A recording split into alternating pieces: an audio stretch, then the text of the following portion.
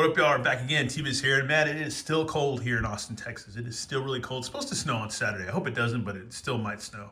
Anyways, gotta make it hard for me to go to work. Anyways, yeah, we got another Super 7 ReAction Plus G.I. Joe, a real American hero to check out. This is Ramar Gladiator from the Cobra Strikes episode, like the very first episode of the G.I. Joe miniseries, which is considered a miniseries, I guess. But yeah, but I guess it should have been the first season or whatever.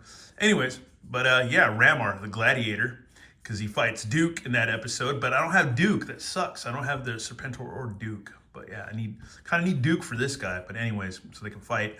But anyhow, they did a pretty good spot-on job with this guy compared to the cartoon version and stuff. And yeah, here's more figures in this particular two or three waves, I think.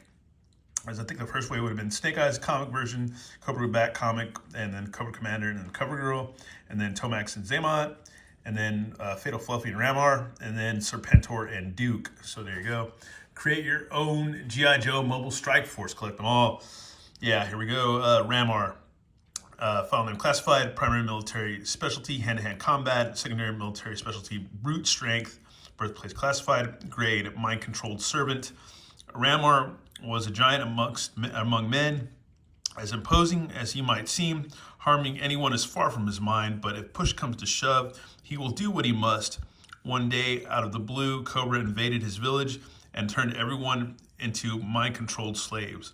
While everyone is turned into menial workers, Ramar provides a different use for them, specifically as a formidable opponent to Duke and the Cobra Commander's arena of sport. Yeah, we're Cobra Commander and good old Destro. We're pitting Duke and Ramar against each other. And here's Ramar in true O-ring G.I. Joe fashion. Yeah, he's awesome, man. I love the Hanna-Barbera eyes that they do with the cartoon. He's got the little mind control thing with the lights all in his bracelets and belt and all that stuff, and his headband.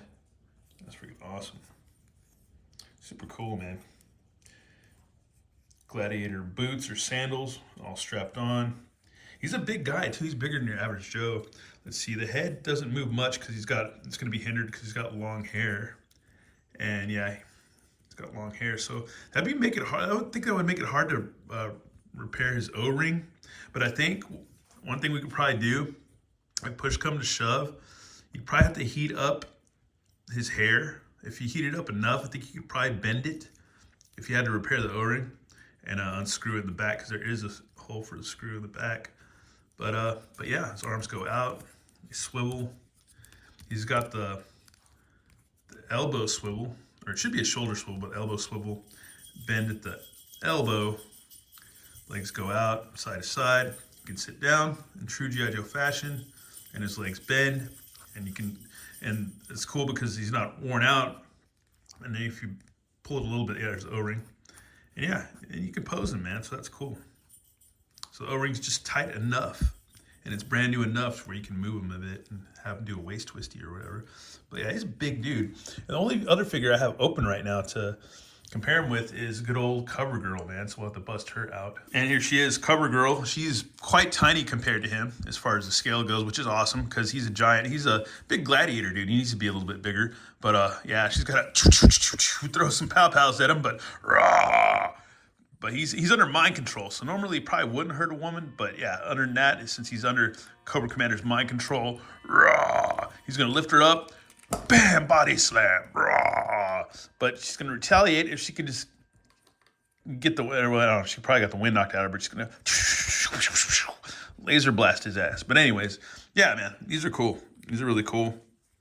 I don't know if I'll ever find the other ones without having to pay stupid money, but hopefully, if they do the right thing, you'll be able to see these at Target more often.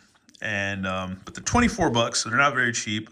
But I think, I don't know, in some ways I guess they're kind of worth it because as far as nostalgia factor goes, they're O-ring style Joes. So they're old school, you know, like your core figures or the Lunar Cord, like those old school figures and the old school Hasbro G.I. Joes, which these are Hasbro and Super 7. So yeah, ReAction Plus.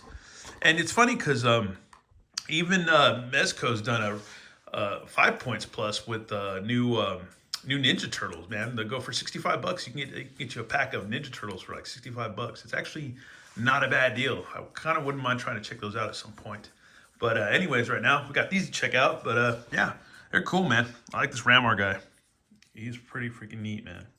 And he's from the old cartoon, which is cool too. And when I was a kid, we never had any of these cartoon guys. I mean, you had all the G.I. Joes, but you never had this guy. So that's actually pretty neat, man. Pretty freaking neat. And once again, CoverGirl, we already checked her out in a recent video. And yeah, she's cool, man.